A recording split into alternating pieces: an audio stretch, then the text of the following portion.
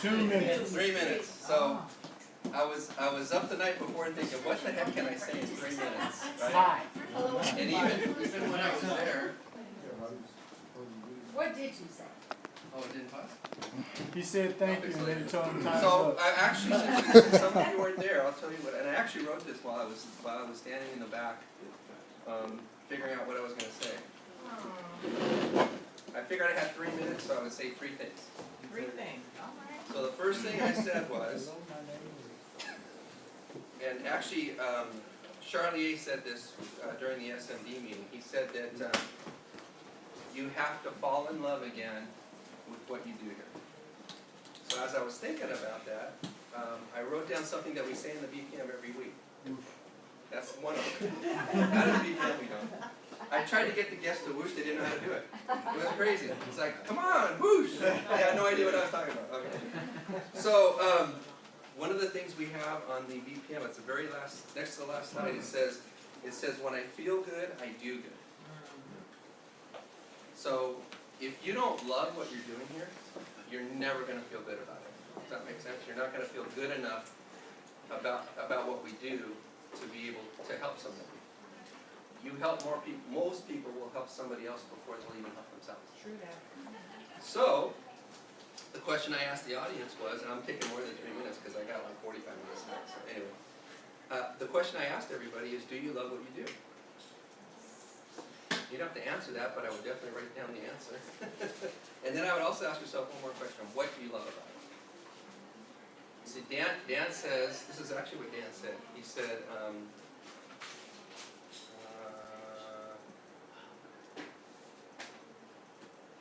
he loves everything about this business. And he asks us that. Do you love everything about this business? So the reason I said that is because of the guest, that's number one. But the reason I said that about the guest is, I wrote myself a note where he said that. And I said, can I love what I do? That was writing this note to myself. Can I love what I do and still be frustrated about where I am? Yes. Yes. It's an interesting question though, isn't it? Can you still love what you do and still be frustrated? Because it's hard, like I said, when you feel good, you do good. So you have to be able to be frustrated and still love what you do. Right. Okay. The second thing I said was, I asked everybody in the audience, why are you here? And what I meant was, why are you here today? So it was we had to be there 8 o'clock here at SMD. MD's got to go too. So 8 o'clock is when the leadership meeting is. 9 o'clock is when the meeting starts. Corona is like another half hour past this office when I'm on my way down there, and there's always traffic. So I just asked, because I knew some people had come from a long way to get there. Some of you have driven from a long way to get here today, right? So I always ask myself this question, why am I here? If I go to a client's home, I ask myself why I'm here. If somebody comes in for an interview or a one-on-one, I ask myself, why am I here? Why am I doing this? And the answer to that question is your outcome. Whatever you answer to that question is your outcome. Okay? So that was the second thing. Always have an outcome for everything you do. Always have an outcome. Ask yourself why you're here in every situation that you're in, whether it's recruiting appointment, follow-up, client appointment. And the last one is this, and again, this is what I do. I just pray that I reach my outcome. And it was weird today. Yesterday I had a pretty good day on the phones. Today I was like a little short of my goal. And I looked at my notebook, and on my notebook I said, pray to reach your outcome. And I didn't do that this morning. And you never guess what happened as soon as I said the prayer. You never guess what happened. A client called me back and booked an appointment. Isn't that crazy? Well, it's not crazy. Those of you that believe know it's not crazy. Right. That's exactly what happened. So I reached my goal on the very last call. I didn't even make the call. She called me. So It doesn't count then. doesn't count. Doesn't count. Thank you. I had left her a message, so it does count. I'm counting it. It was an appointment. Okay. So the training today, it actually does have something to do with. Actually, I'm going to show the video. I'm going to show a quick video. Did it work, Warner? Yes. It's way down here on the bottom. Hopefully this will work. Oh, I see what happened. Okay.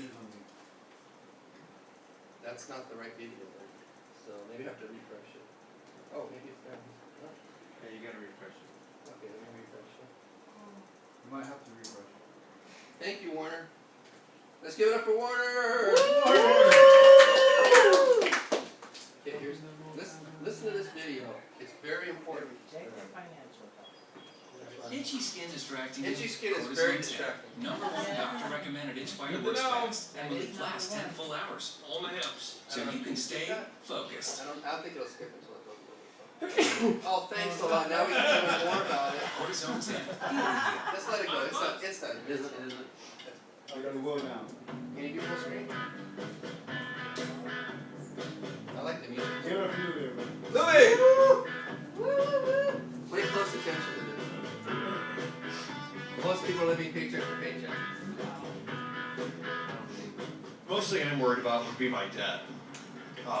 Making sure that, each bill is paid as we live paycheck to paycheck. Not even half of all adults can cover a $1,000 expense.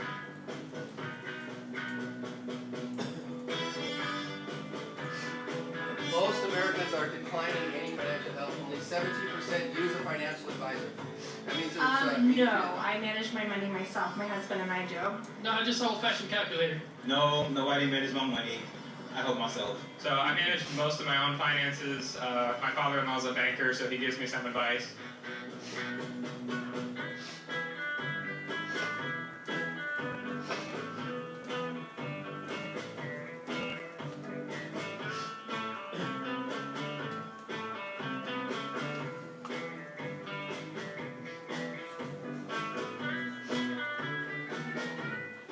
I worry more about debt.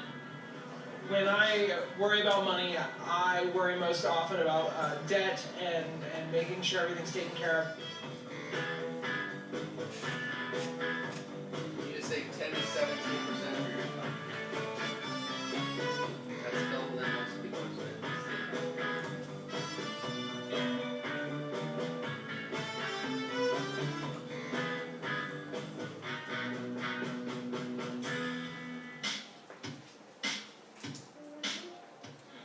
So to manage my finances, I use my online banking app.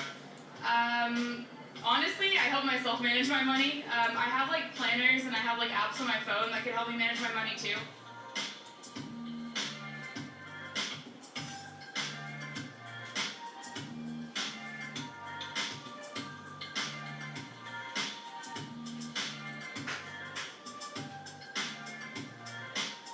Oh man, I spend so much money on jewel pods. That's probably my biggest financial regret. Like so much money on jewel pods. The iPhone 10s next. Purchasing that. That's my biggest financial regret. Okay.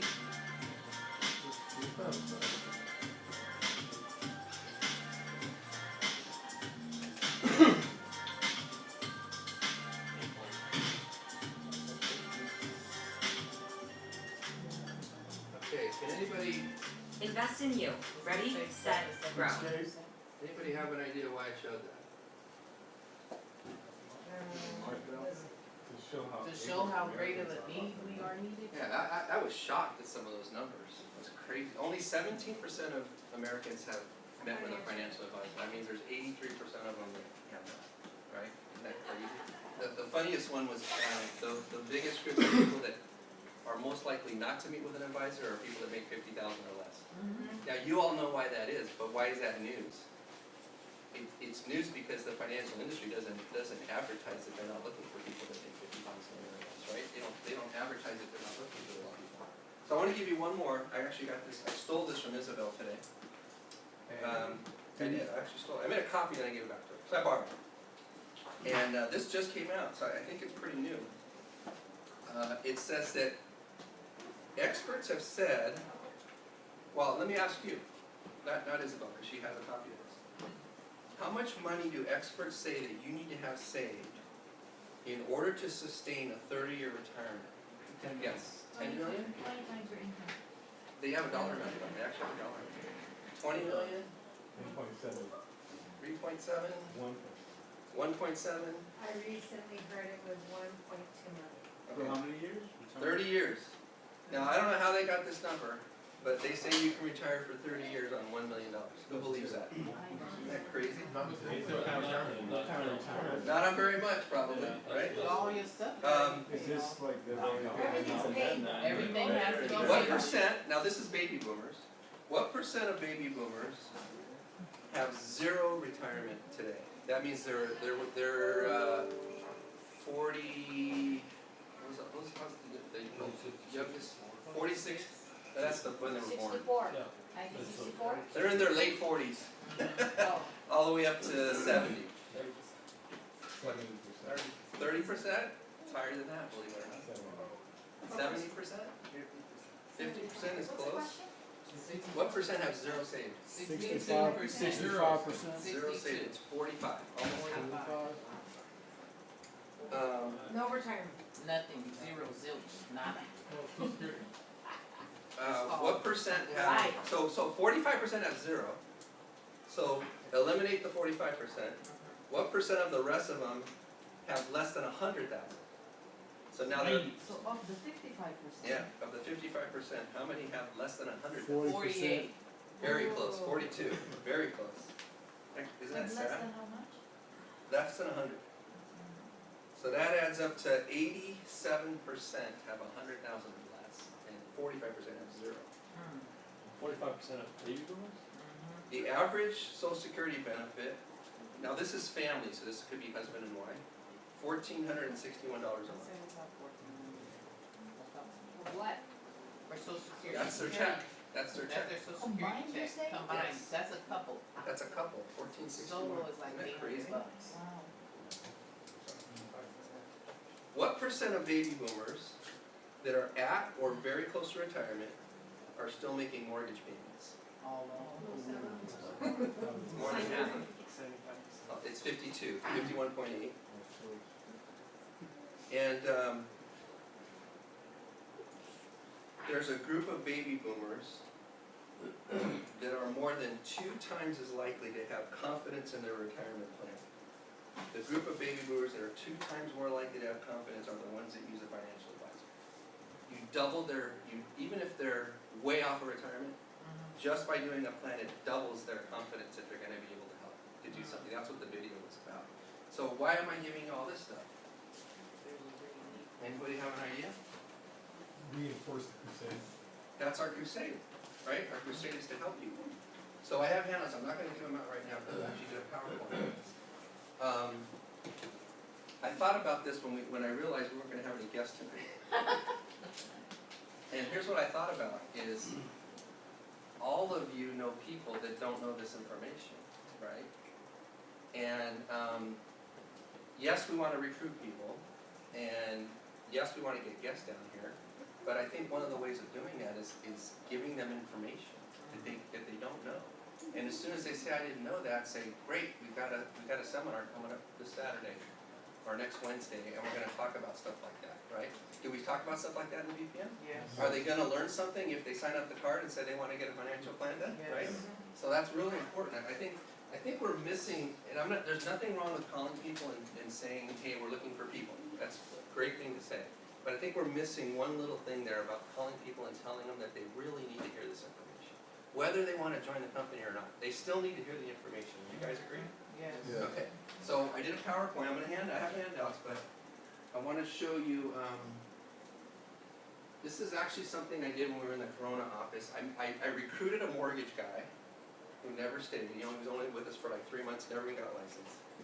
But he decided he was gonna do a blog about mortgages.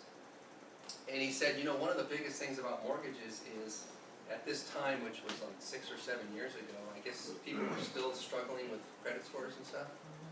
He said, my biggest problem with trying to get people a mortgage is they don't qualify.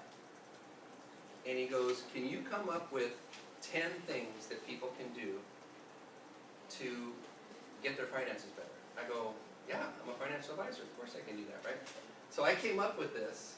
Actually, I think he came up with the name, so he's not around here anymore anyway, so I can say that it was me, but I think it was a collaboration.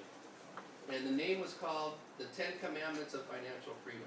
So one more thing I forgot to tell you.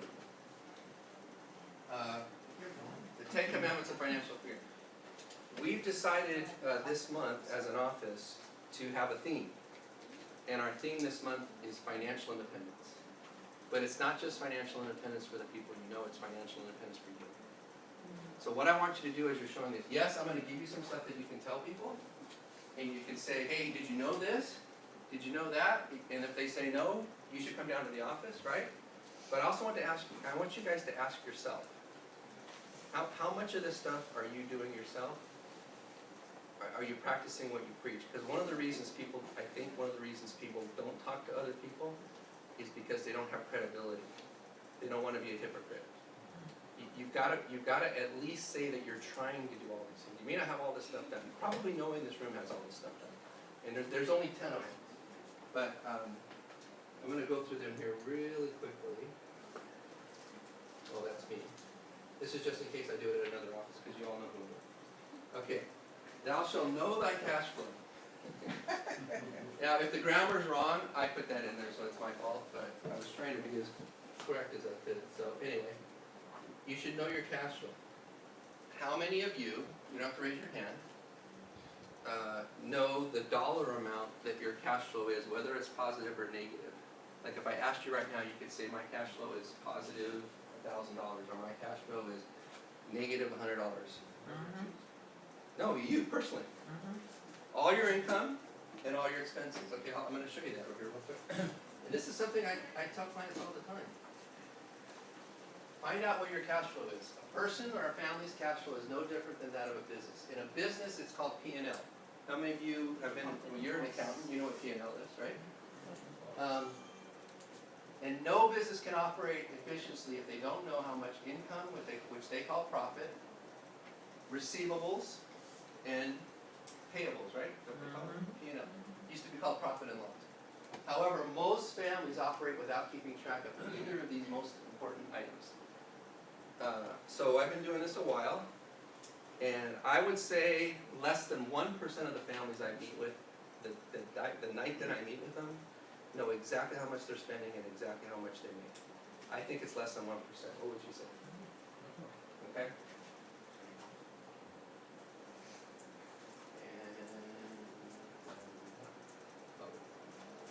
You need to know how much income your household is bringing in on a monthly basis and how much you're spending. These two numbers will tell you if you're operating in the black, which is positive, or in the red, which is negative.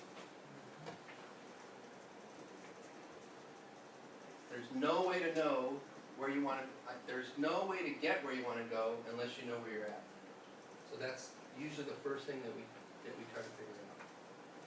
They also have an emergency fund. So I want you to ask yourself, set up an emergency fund of at least 3 to 6 months of expenses and preferably 6 months to a year. I want you to ask yourselves, how much are your expenses, if you know, per month? Multiply that by 3, that's the minimum. And ask yourself if you have 3 months to 6 months worth of expenses already saved up, liquid, not in a retirement plan, not on a line of credit. You have it in a mutual fund or a checking account or a savings account. Many families today cannot go even 1 month on just their savings. So this step is crucial before you even begin looking at it. If you can't do this one step, anything that we do for them financially is going to charge back. They just, as soon as something happens, they lose their job, the refrigerator blows up, whatever. Whatever you did for them is going to get undone. It's happened, and the reason I'm telling you this is because it happened to me. I'm sure it's happened to you before too. It happens to everybody. Then I think life insurance is a luxury. Yeah. Or they think it's something they can take cash out of whenever they want. Now she'll learn to pay yourself first. I don't know what this will do. Pay yourself first. Many people have heard of this commandment, as a very, very few actually know how to do it. So ask yourself. It's okay if you don't. It involves rethinking how we save and spend. Okay? Most people, and this is what I teach people even when I'm sitting across the kitchen table, is most people get income, right? A paycheck, commission statement, whatever they get. And what they do with it, what's the first thing they do with it? Pay all their bills. Pay their bills, right? Before they can pay their bills though, because they don't pay their bills with cash, right? So where does it have to go first? It goes to a bank, right? Then they pay their bills. then what do they do if they have a little bit of money left over? They paid all their bills. They go out. Yeah, they go out, right? So paying yourself first is just the opposite. All your money goes into your savings first, preferably direct deposited like it says up there. And then once a month, if you know your expenses, because you have to know your expenses, you take out just enough out of your savings and you put it into your checking to pay your bills. That's what they call your bill paying account, okay? Thank you, Dean, for doing that. Thou shalt get out of debt and stay out of debt. How many people in that video said their number one thing was debt? Did you guys notice that? Yeah. Oh, a very high percent, half of them, maybe more. So you have to set up a plan to pay off your debt. I don't care what your debt is. I don't care if it, only thing you have in your debt is your mortgage. Do you have a plan to pay it off faster? Debt and interest generated from it probably hurts most people's chances of ever becoming financially independent more than any other reason. They even said that in the video. There are many ways to pay debt faster. Find a financial professional that can show you these ways. I'm going to give you a handout of this. I would encourage you to read it and just start talking to people about this stuff. Okay, go ahead. Number 5. Properly protect thyself. All the planning and the good habits in the world will not help you when there's some sort of disaster. People's entire fortunes can be wiped out without proper protection. So, what are the 2 things that we protect? Who knows? 2 things. Income and? What? No? No? Anybody hear of the stock market crashing? Yes. Okay, we protect their monies. Alright, go ahead. In addition to your wealth, protecting your income, producing capability could even be more important. Your most important asset is always you. This is an area that definitely requires meeting with a financial advisor that you can trust to understand your needs. Could you go online and buy life insurance? Yes. So, you guys all, some of you don't know him. Jason Zara, he's one of my agents. I meet with him every week. He was here today. I know Deanne's son. And he had a guy that he met, and I know this guy personally because he goes to a lot of the chamber events. And he's one of those guys, like, he knows a little bit about everything. You guys ever met a guy like that? Used to call it like a jack of all trades. And he's very smart. And he went to Jason and he said, now listen to this. This guy is married, has a 4-year-old son, owns his own business, and his wife doesn't work. And he has no life insurance. Wow. So he went to Jason and he said, this is what he told Jason, I need $500,000 of life insurance, and I need it for 20 years. Oh, and he has a child on the way. So who think there's something wrong with that plan? Okay, so could he go on the internet and buy $500,000 of coverage for 20 years? Would that probably be how much he needs? Probably not. He makes about $100,000 a year. So you need to meet with somebody you can trust. Go ahead.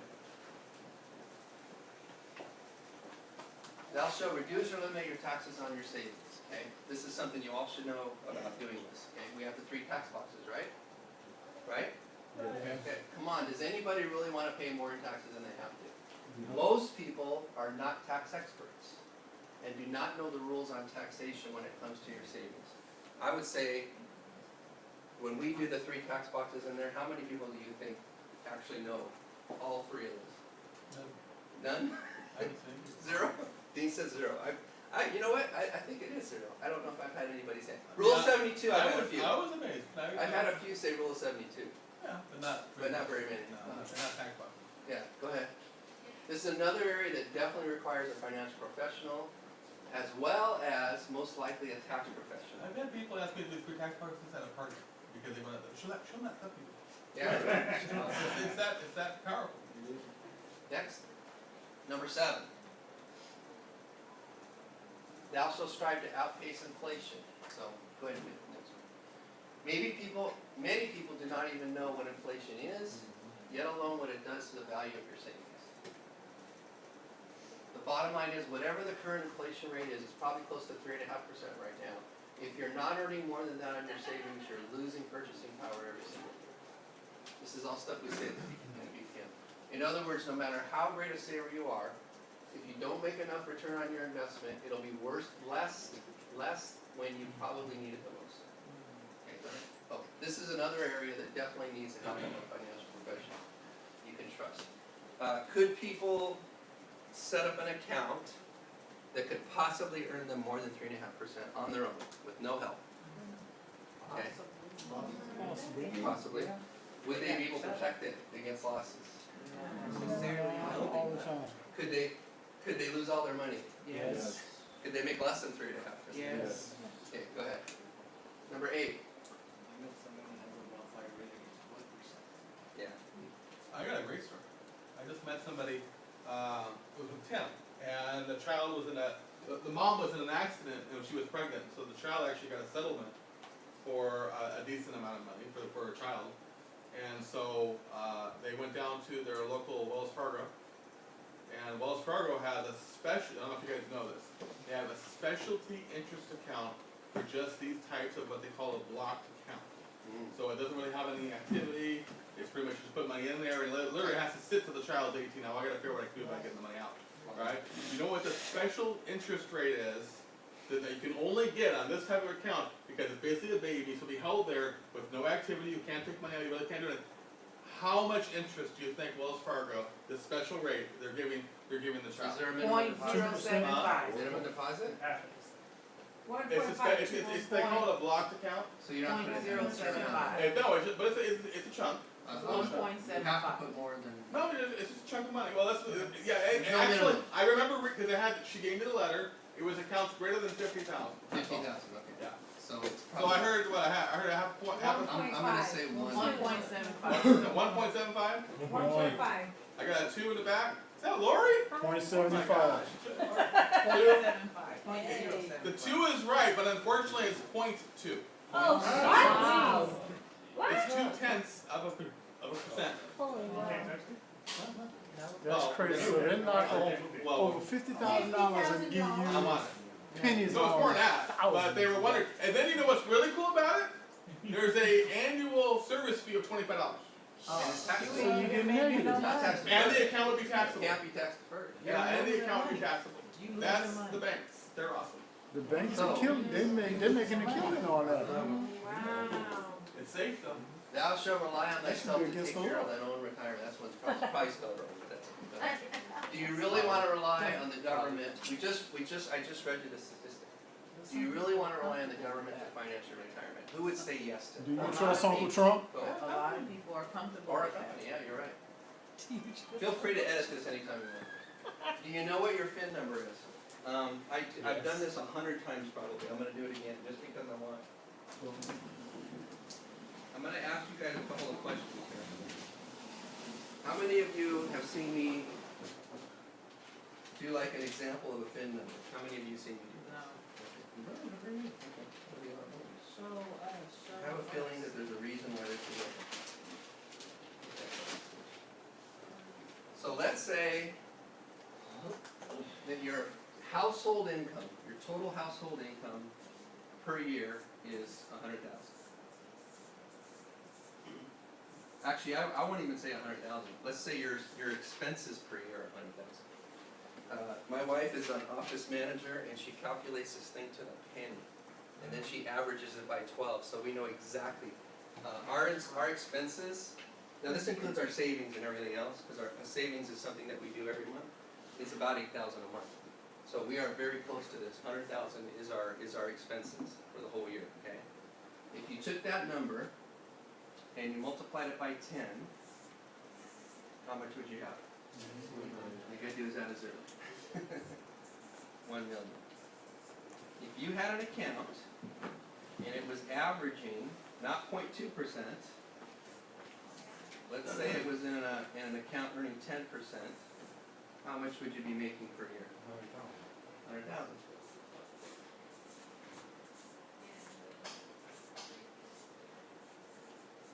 So this is the one that, now you guys are way smarter than most of the people. I shouldn't say smarter. You're more educated financially than most people you'll meet off the street. I'll tell you what the number one answer is when I ask this question. If you just pull out the 100,000 of your $1 million, how long will that 100,000? How long will that $1 million last? At 10%? Yeah. It'll never go away. Right. You all know that. Guess what the number one answer is? 10 years. 10 years. Well, it's because of inflation. Yeah. But what's wrong with this? Well, what's wrong with this calculation? Who can tell me what's wrong? There's two things that are actually maybe more than two, but there's at least two things that are wrong with this. Can't guarantee. Who can guarantee 10%? Nobody. Can your Merrill Lynch guy guarantee 10%? No. Will they show you an illustration showing 12? Yes. Yes. Can they guarantee that? No. No. What else is wrong with this? One more thing. Actually, probably two more things. Doesn't take into account Inflation, inflation. very good. Let's give Silton a hand there. That's assuming that this money is still gonna be worth $100,000 and nothing else is gonna go up. And there's one more, this is the one that people don't get. Taxes. Who knows what taxes are gonna be in 30 years? Nobody. Higher, that's it. Right. So this is assuming that you don't have this money in a non-taxable account. Because you're gonna pay taxes on this, right? And they're gonna go up, right? So the questions that I just asked you are the questions you should be asking people. What if I could show you a way to get a guaranteed income and not run out of money and possibly protect your money against loss and outpace inflation? Now, can I do that for everybody? Probably not, but is it possible? Yes. Is it possible if they try to do it on their own? No. Is it possible if they go to the Merrill Lynch guy and he's trading stocks for them? No. It's impossible. They can't guarantee a rate. They really can't. They'll even show them a withdrawal rate. If somebody goes to them with $1 million, I know this because I have friends that work at Edward Jones and Merrill Lynch. If somebody gives them $1 million, they'll actually show them how long that money will last. Lori knows this. They have what's called a withdrawal percentage, and it's usually like 3%. But even at 3%, there's like a 10% chance they'll run out of money, maybe even more. If they take out 4%, it goes up to like 50%. 50% chance they'll run out of money. They can't even guarantee that. And just so you get that, that's $30,000 or $40,000 a year on $1 million. Yeah. And you got some guy that's telling you how he's good, he's got $200,000 in his 401k. I'm good. Yeah. Really. Or what they're doing is, the market's been going up, like for the last 10 years. Their financial advisor's telling them, oh, here's how we're gonna protect your money. We're just gonna pull out the interest. So the interest is probably doing really well right now. What happens when the market goes down? There is no interest. You guys know when the market goes down, there's no interest, right? That's what it means. All right, go ahead. Do you know what your FIN, ask yourself this, if you know what your FIN number is. Now, your FIN number is not this. This is just an illustration to show them how to calculate it. Your FIN number is, where is your money? Is it gonna be taxed? Is it guaranteed? And do you have a guaranteed withdrawal rate? That's your FIN number. How much money, did you guys know, how many of you are life licensed? Did you know you could go to one of Crump's product providers on their website and calculate exactly how much money you have to put into an annuity to guarantee whatever your number is for the rest of your life? Did you guys know you can do that? It's called reverse engineering. It'll do that for you. Almost every single one of them will do that for you. Isn't that crazy? So you all should know what your FIN number is. The biggest worry of older Americans today is outliving their money. What a sad thing to have to worry about. Older Americans used to be worried about, dying, getting sick. The number one worry now is they're gonna run out of money and they're gonna have to live with their kids or their grandkids or in a home. And there are financial products out there that will guarantee that this never happens. I just told you about one of them. So get help from a licensed financial professional to help you find the right one for you. Do you think they could go do that on their own? No. Actually, they can't because you have to be licensed. Did you guys know you can't buy an annuity online? Nobody? Did you know that? Yeah, you can't. You have to go through a broker. Thou shalt pre-plan for thine eventual departure. Go ahead. But I do it for life insurance. Yes, you can't do it online. No, they can't do it themselves. Yeah. But you can go to a life license agent. Yes. When I meant themselves, like a stock. Yeah. This is something nobody likes to think about. However, you have to ask yourself if you would feel better off knowing that you wouldn't leave a burden on the people that you eventually leave behind. Obviously, the answer would be yes. Or very few people have put in place the steps to pre-plan for this. So I'm not going to ask you to raise your hand again. How many of you have pre-planned everything about your funeral, and your kids or your grandkids or whoever's gonna be around doesn't have to do anything. Raise your hand. Okay. You said no, you said you wouldn't. Well, I can raise my hand. Do you really want, how many of you, and again, you don't have to raise your hand, but just think about this. There's people in this room that have gone through planning a funeral. Is that a, in addition to the emotional strain and the financial strain, trying to figure out all that stuff? My wife, mom passed away 5 years ago. She had 4 kids and her husband, and we were all sitting there in a room with all the brother-in-laws, trying to figure out what she wanted us to do. It was horrible. It was horrible when she went. Okay. And she had life insurance. It wasn't the money. It was like, no, she might want this. No, she would have wanted that. No, she would have wanted 5 different opinions, basically. There are many things involved in this process, so look for someone that has the proper experience to help you. Anybody know anybody that has proper experience to pre-plan a funeral that might be in this room right now that knows how to do this kind of stuff? Okay, go ahead. Number 10, thou shalt create a written plan and review it regularly. Like anything else in life, your chances of achieving what you want are exceedingly better when you know what you want and have created a written plan on how to get there. But a financial plan gives you hope and direction, while not having a plan brings fear and worry. This is in the ASAP flip chart. It says it right in there. Seek out somebody to help you with this, preferably somebody with a lot of experience in helping others. So, did you notice one thing about all 10 of those? There's a couple things that I purposely left out of there. Louis. Oh, you left out? Yeah. Oh, I apologize. I thought you were saying. Go ahead, say what you were going to say. I thought your question was, have you noticed something that you repeated in each slide? Oh yeah, I repeated a lot of stuff, right? What did I repeat? Or just get it about it, seek help. Yes. What else?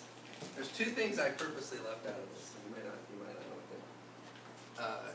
Is it something that we already do during Yeah. Rule 72? Do you remember any products? Oh, no. Financial education. It was all about education. I didn't mention any products. Did I mention a company that can help them with this? No, sir. Anybody know why? Because we open to hundreds of. Well, one reason why is he was going to put this in a blog and I didn't want my name on it. That was one reason. But if you lead with a product, or you lead with the name of your company, I'm not saying that you shouldn't do that, especially if you're making a recruiting call. You do want them to know the name of the company, right? But if you're trying to help somebody financially, and you're just giving them education, they're way more likely to want to know more about it. People are curious. As soon as you say Transamerica Wealth Financial, I'm not saying that we have a bad reputation, but they're used to people saying, oh, this is so-and-so calling from Merrill Lynch, I want to talk to you about your finances, or this is so-and-so from New York Life. Have you guys thought about life insurance, right? They're used to people, but they're not used to people giving free advice, free education, teaching them things that can really help them. They're not used to that. That separates you from everybody else. What you want to do is you want to create curiosity. The more curiosity you create, the more they're going to want to know more, and the more they're going to want to come down and take a look at what we do. Does that make sense? Yeah. Okay, that was my last slide, right? It was. Okay. I actually finished early. That's awesome. Anybody have any questions about anything I talked about? Warren, In I'm gonna hand these out. what context do you use that education? This was for a blog that the guy was writing. This is front and back. All 10 of them are on front and back. I think what I do is I'll take little sections of this out, and if I'm doing, let's say I'm doing a networking event, and I hear somebody talk about, or I see somebody in the audience that's talking about life insurance or investments or something like that, I just look at this list and I pick out a few things. I say, how many Americans do you think have an emergency fund? You know, those statistics that I gave you earlier? Yeah. I didn't make copies of this, but I can. But just go on, there's a website, go to this website. It's called scaryretirement.com. And it gets updated all the time. and I don't, this is actually from something else, this is from, leading, yeah, if you look that up, it has a lot of scary statistics about what's gonna happen to people at retirement. But just go anywhere, go on the internet and just say, debt, or say,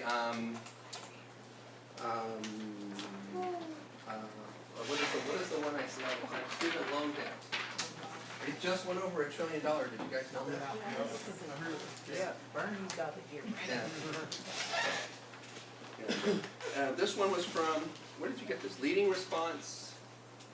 Oh, leadingresponse.com. That's where this one was from. So look that up. And then go to our website. There's all kinds of stuff in there that Transamerica and WFG have that talk about Transamerica's big theme this year is wealth and health. So they have social media stuff. Who's been on the Campaign Manager? Go into Campaign Manager and just look. There's all kinds of stuff in there. You sure it's scaryretirement.com? I think so. Scaryretirement.com, I believe. No? Did you just search Scary Retirement? Just search it. It might not be .com, it might be .org or something. Any other questions? Great question, Warner.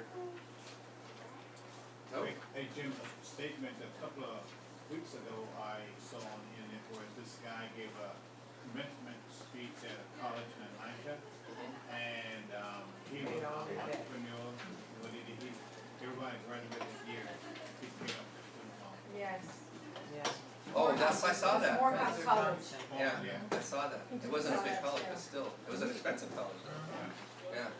Go to YouTube. You know what I love about YouTube? If you pick a video, it starts suggesting all these other ones. So if you just put in retirement or something, and something comes up, it'll start suggesting other ones for you. So once you get on a roll like that, you'll see a lot of stuff like the video that I showed you. You'll see a lot of stuff like that. So do your homework, and then go ahead. Kim. I just had a side note on that question because I always wondered about it. When people do that, and you have a lot of people that are very wealthy and they do that, can that be a tax write-off? Oh, yeah. Is that typically why that's? Yes. I don't think that's why they're doing it, but yeah, sure. But that's definitely done. Yeah, I think it depends on how they set it up, I guess, but if they're donating to the school to pay off the debt, then it should be a write-off. I'm not a tax professional. Fortune, ask Fortune. Yeah. Depends on how it's set up. Thank you, Fortune. Thanks for backing me up there. I am not a tax professional, that's for sure. I go to a tax professional, but I am not a tax professional. Okay, any other questions? Okay, I want you to do one more thing, so we're pretty much out of time, so you can stay as long as you want. I want you to look at that handout that I gave you, and on all 10 of those, I just want you to write a name next to all 10 of them. Somebody that you think you could share this information with. And I would say by tomorrow, because we got a BPM Saturday. Some people actually said that they already had guests for Saturday. But I want you to ask yourself, who can I share this information with in the next couple of days? So just read every single one of them, and you should have a name. And then one more thing. I know I said one more thing before, but one more thing is, on all 10 of those, don't show this to somebody else. I want you to read all 10 of those and ask yourself where you're at on all 10 of them personally. If you've got all that stuff taken care of, let's say you're a 10. If you're halfway there, you're a 5. If you haven't started that yet, you're a 1. So on all 10 of those, I want you to grade yourself. Because if you're at least starting something, then you do have credibility even though you're not there yet. If you haven't started anything on one of those 10, you got to get started. Otherwise, you can't talk about it. Not without being a hypocrite. You can't talk about it without being a hypocrite if you're not doing it. Okay. Any last questions? Dean, you got anything to add?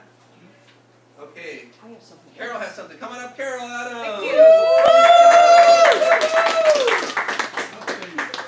Oh, we need some of those booklets too. The Carl's Jr. booklets. Oh. Bad food. I need Fast one. food. I need one. We've just come back from the Relay for Life meeting, and Mabel's not here. Mabel has a rough time balancing the job in Monrovia, the traffic, her home life, and all of that. But Mabel has gone whole hog on this Relay for Life that we're having in August. And maybe you already looked at your group if you got tired of thinking about these things you need to be thinking about with Jim. However, Mabel has gotten donations from the most number of donors for the largest amount of money of anybody who's involved in the relay. She's raised herself over $2,000. Anybody in the whole In relay? our relay. Oh, our relay, okay. Our relay. And well, in all of Chino's relay. Okay. She's raised over $2,000, and she's done it all through media. Social media? Social media. Nice. So, she has a great gift card and another recognition for the most number of donors, greatest amount of money donated so far. Now, couple of segues from that, because she's done it all through social media, I see a transfer there between Relay for Life and donors and contacts and guests and WFG. So if you're not using social media, obviously she's done a great job. You can too. The second segue is the Relay for Life supports the American Cancer Society research, even getting people from their homes to their treatments and back again. Okay, we've got a strong team here. We're going to be walking in half-hour segments for 24 hours in August. Our particular team's emphasis is how stress can impact the advent of cancer. And sometimes we feel a great deal of stress. Financial stress being one thing. And so you can see how we're going to segue from stress to financial stress in our own booth. We welcome you to walk with us. We welcome you to give us donations. We welcome you to be a team member and collect money also for the American Cancer Society. But this is a great, great recognition for Mabel, and I appreciate it if you EPR'd her tonight on Group Me because she's going to see her. And I encourage you really become involved in it. How many of us know somebody who's survived cancer or who has succumbed to cancer? Almost everybody in here is not cancer. So that was my motive to them. Thank you. Carol. Hey, big top beans, let's push it out.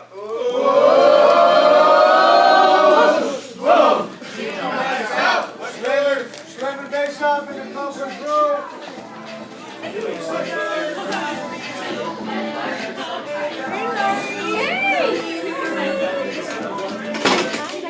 good.